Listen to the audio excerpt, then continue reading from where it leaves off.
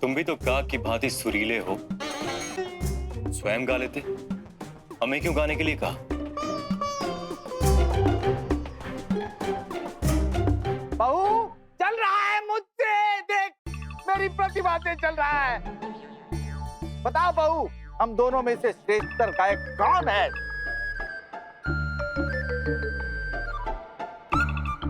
बताइए बताइए महाराज। महाराज, आप ठीक ठाक गा लेते हैं, परंतु बेताल जी का स्तर कुछ अलग है।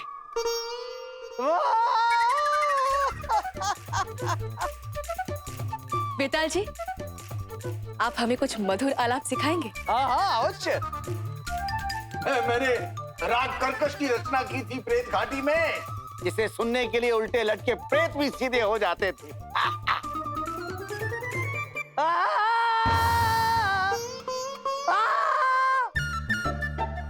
हम प्रयास करते हैं। हाँ अवश्य, क्या बात? नहीं बेसुरा है ये, ऐसे गाओ।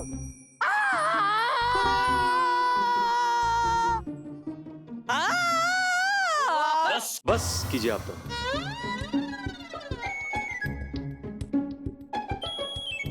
तभी हमें लगा महारानी को बेताल का गायन क्यों भाया। सवेरे सवेरे दो बेसुरों से पाला पड़ गया। ये दोनों संगीत का परिहास कर रहे हैं और कुछ नहीं। तुझे क्या लगता है विक्रम, इस संसार में केवल तू ही एक संगीतकार है? हमारे गायन के भी असंख्य प्रशंसक हैं। अवश्य सारे प्रेत बहरे होंगे। आपको ऐसा लगता है? हम तो मधुर स्वर में गा रहे थे। बहू एक प्रयास और करते हैं।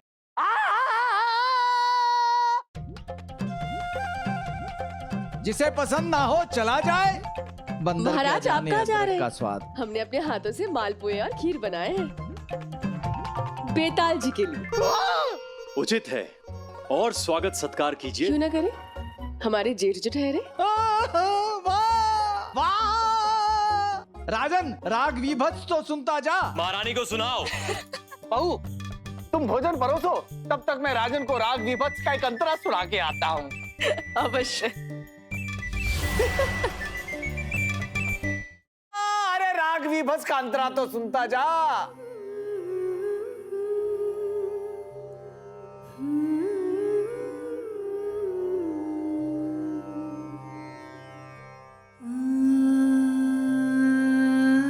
कौन है वो? इतनी सुरीली, अद्भुत, अलौकिक, अप्रतिम।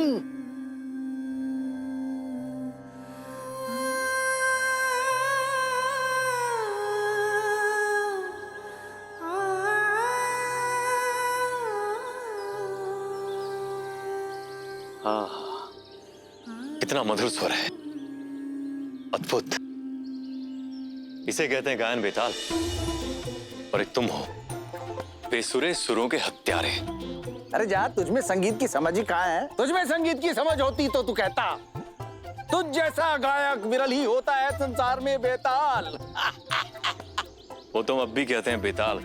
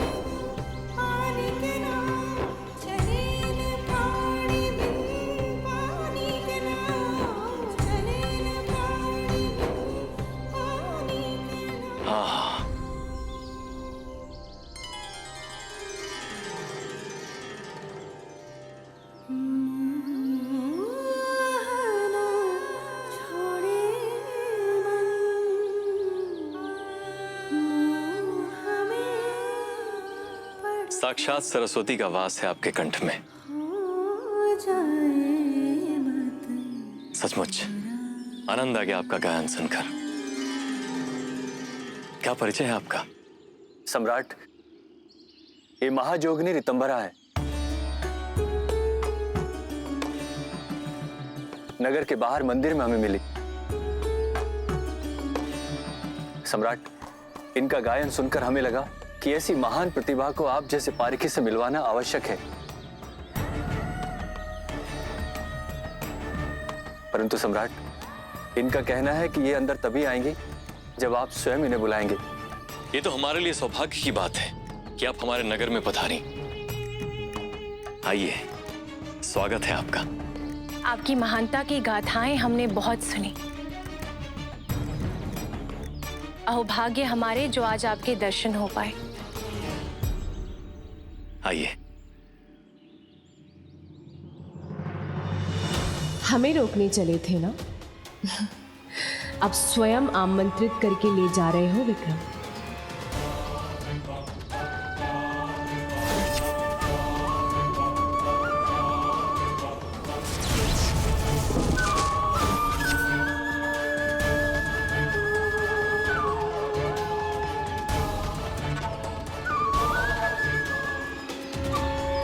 परंतु तुम्हें ये नहीं पता कि तुमने किसी जोगिनी को नहीं, अपनी मृत्यु को निमंत्रण दे दिया है।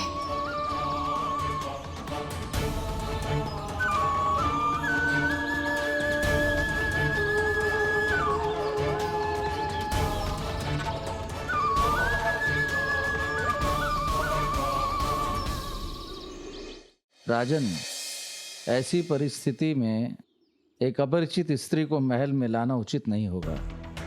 वो अपरिचित नहीं है बेताल। विराट सेन जी भली भांति जानते हैं उन्हें, और ऊपर से वो संगीतज्ञ है। ऐसे लोगों का सम्मान करना राजा का कर्तव्य होता है।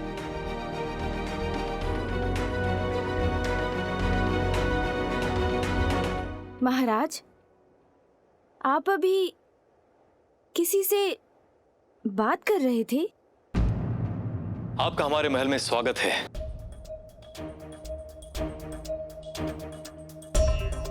महारानी, इन्हें अतिथि कक्ष में ले जाइए।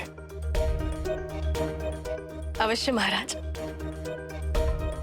आइए हमारे साथ। वैसे भी हमें आपसे संगीत भी तो सीखना है, क्यों मां?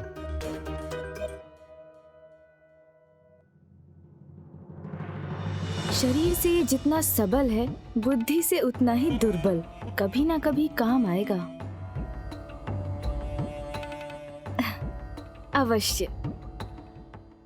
ज्ञान बांटने से ही तो बढ़ता है। आप आज से ही अभ्यास आरंभ कीजिए। अवश्य। पहले हम आपको आपका कक्ष दिखा देते हैं। जी।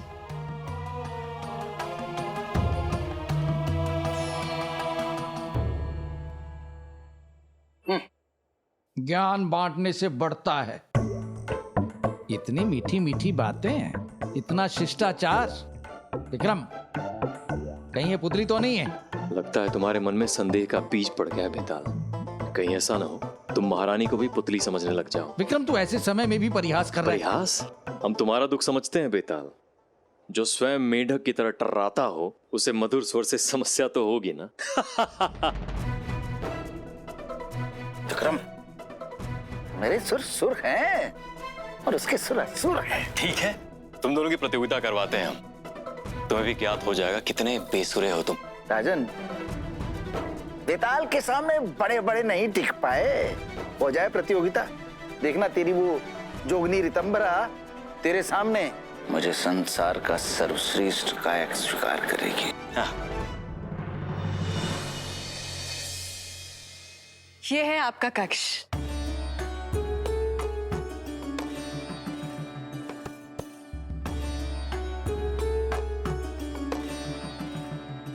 आपकी सेवा में एक दासी 8 पहर तत्पर रहेगी। कुछ भी आवश्यकता हो, आप निसंकोच इसे कह सकती है। धन्यवाद महारानी, हम आपके कृतज्ञ रहेंगे। अब विश्राम कीजिए।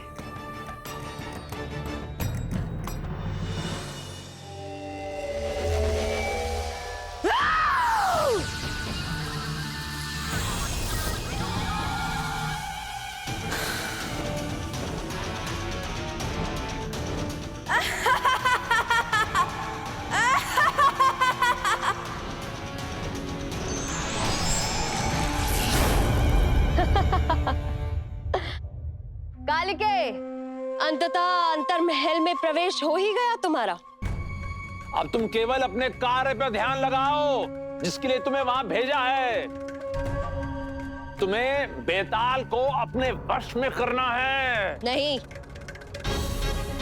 हमारी बात ध्यान से सुनो कालिके। विक्रम ने अपने दयालु स्वभाव के कारण बेताल को अपने यहां शरण दी हुई है। तुम्हें उससे उसकी दया छीननी है। फिर विक्रम स्वयं ही बेताल से रुष्ट होकर उसे अपने महल से निकाल देगा। फिर तुम उसे बंदी बनाकर यहाँ ले आना। उचित उचित उचित उचित। बस एक बार इस कार्य में तुम सफलता प्राप्त कर लो, फिर तुम पुतलियों को मैं मुक्ति का मार्ग दिखा दूंगा। हो जाएगा। कालिका के लिए कोई भी दुष्कर्म कठिन नहीं। इतना सरल भी नहीं है कालिके। बेताल एक पुण्य आत्मा है, ना तो तुम उसे देख पाओगी ना ही वो तुम्हें देख पाएगा। और कार्य कठिन इसलिए भी है क्योंकि विक्रम बेताल को तोड़ना असंभव है। यदि इस असंभव कार्य को कोई संभव कर सकता है तो वह केवल तुम हो कालिके। आपके विश्वास को हम असत्य साबित नहीं होने देंगे। सबसे पहले हम विक्रम का दया भाव से छीन लेंगे।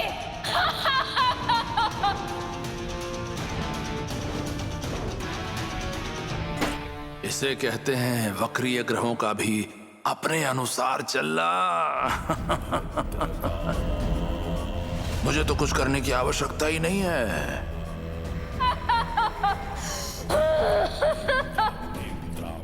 इन पुतलियों ने ही स्वयं पूरा मोर्चा संभाल लिया है। अब वो दिन दूर नहीं जब इन्हीं हाथों से मैं बेताल की बलि चढ़ाऊंगा। और अब उसका प्रिय मित्र विक्रम भी कुछ नहीं कर पाएगा।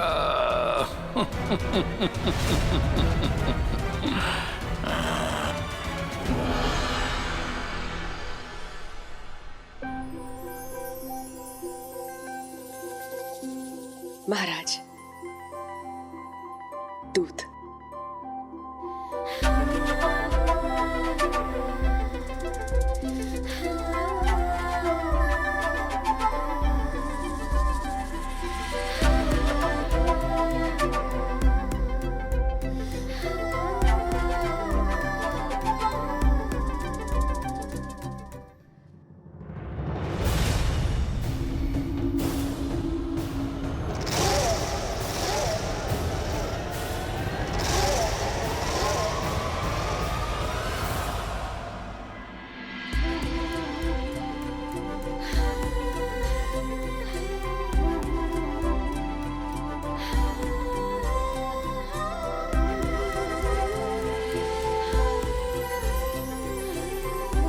महाराज, ये आप क्या कर रहे हैं?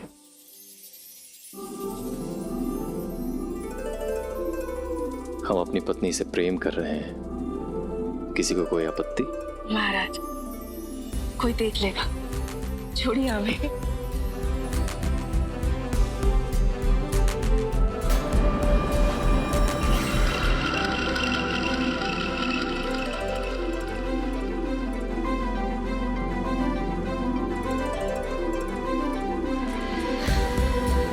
बहुत रात्रि हो गई है,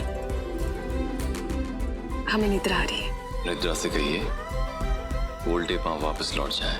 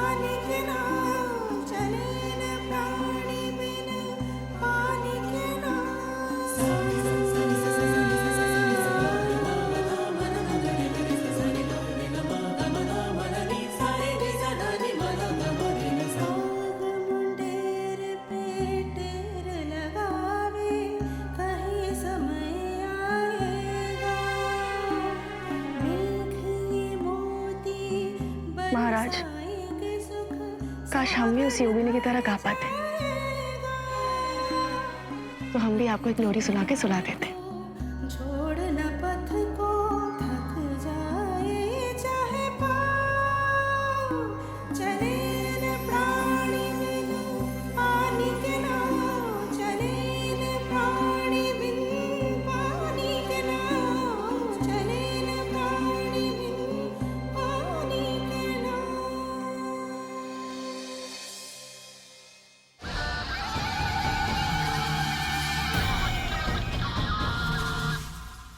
सो गए विक्रम। अब शुरू होता है हमारी योजना का अगला चरण।